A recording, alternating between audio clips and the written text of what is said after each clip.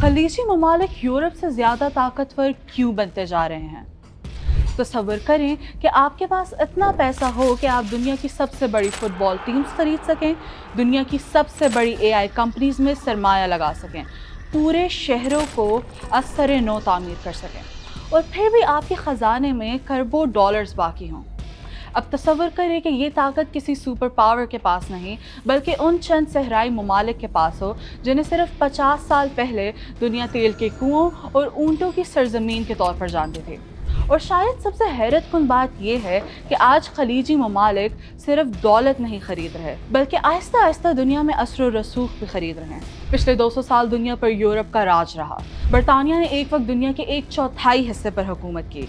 France, Germany, Holland और दीगर European ताकतों ने आलमी तजारत, सियासत और मईशत को शक्ल दी। मगर 21वीं सदी में पहली बार ताकत का आलमी तवाज़ुन तब्दील होता दिखाई दे रहा है, और इस तब्दीली का सबसे बड़ा फ़ायदा खलीजी ममालिक उठा रहे हैं।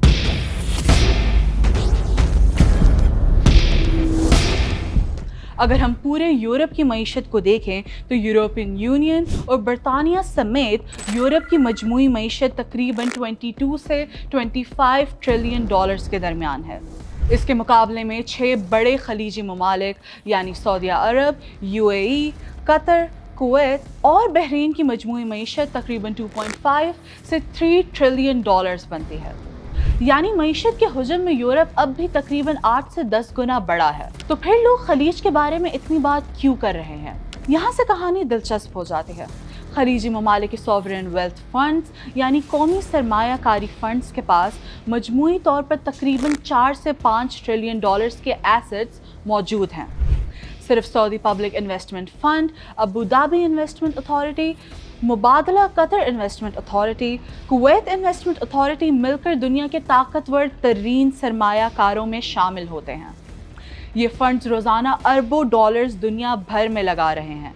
AI, chips, sports, real estate, gaming और हत्ता कि यूरोप की अपनी कंपनीज में भी।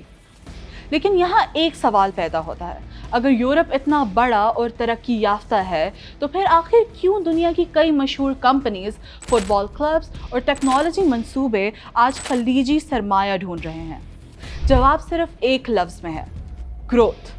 क्योंकि सरमाया हमेशा वहाँ जाता है जहाँ मुस्तकबिल नज़र आता है। यूरोप का सबसे बड़ा मसला जंग नहीं, इकोनॉमिक क्राइसिस नहीं, बल्कि आबादी है। जर्मनी, इटली, स्पेन और कई दीगर ममालिक में आबादी तेज़ी से बूढ़ी हो रही है, पॉपुलेशन कम हो रही है, वर्कफोर्स श्रिंक हो रही है, और हुकूमतों पर पेंशन और सेहत के अखराजात बढ़ रहे हैं। इसके बरक्स सऊदी अरब और यूएई अपनी मईशत को नौजवान अफरादी कुव्वत और आलमी टैलेंट से भर रहे हैं। इसीलिए वहाँ न्यू शहर, न्यू इंडस्ट्रीज और न्यू मंसूबे तेज़ी से बढ़ रहे हैं। ये शायद सबसे बड़ी गलतफहमी है कि खलीज सिर्फ तेल पर चलता है।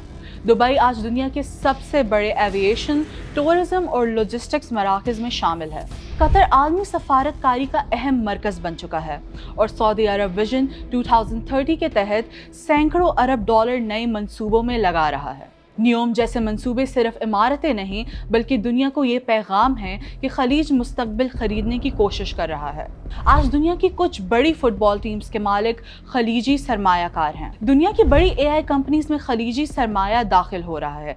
Gaming, cloud computing, data centres और रोबोटिक्स में अरबों डॉलर्स लगाए जा रहे हैं। यानी अगर 20वीं सदी में तेल ताकत था तो 21वीं सदी में खलीज अपनी दौलत को टेक्नोलॉजी में तब्दील करने की कोशिश कर रहा है। खलीज दुनिया के ऐसे मकाम पर वाक़या है जहां से एशिया, अफ्रीका और यूरोप तीनों को जोड़ा जा सकता है। दुनिया की बड़ी बहरी तजारत खलीजी रास्तों से गुजरती है, इसलिए अमेरिका, चाइना, रशिया और यूरोप सब इस खित्ते के साथ ताल्लुकात मजबूत रखने पर मजबूर हैं। और अब ज़रा एक लम्हे के लिए सोचें, अगर अगले 20 साल में दुनिया की सबसे बड़ी एआई कंपनीज खलीजी सरमाया इस्तेमाल कर रही हों, अगर दुनिया के बड़े स्पोर्ट्स, मीडिया और टेक्नोलॉजी मंसूबों पर खलीजी असर रसूख हो, और अगर आलमी सरमाया मुसलसल रियाद, अबू धाबी और दोहा का रुख कर रहा हो, तो क्या हम वाकई एक नए आलमी ताकत के जन्म को देख रहे हैं? हकीकत ये है कि खलीज अभी यूरोप से बड़ा नहीं बना, ना मईशत में, ना टेक्नोलॉजी में, ना तहकीक में, لیکن دنیا کی تاریخ ہمیں ایک چیز سکھاتی ہے، طاقت ہمیشہ اس کے پاس نہیں رہتی جو سب سے بڑا ہو، بلکہ اس کے پاس جاتی ہے جو سب سے تیزی سے مستقبل خرید رہا ہو۔ اور اس وقت دنیا میں شاید کوئی خطہ خلیج سے زیادہ اگریسو انداز میں مستقبل خریدنے کی کوشش نہیں کر رہا۔ سوال یہ نہیں کہ خلیج طاقتور ہو رہا ہے، سوال یہ ہے کہ اگر یہی رفتار برقرار رہی تو 2040 کا دنیا کا اصل مرکز لندن اور پیرس ہوں گے یا ریاض، ابوظہبی اور Doha. For more videos like this, follow our channel Loves Media Official.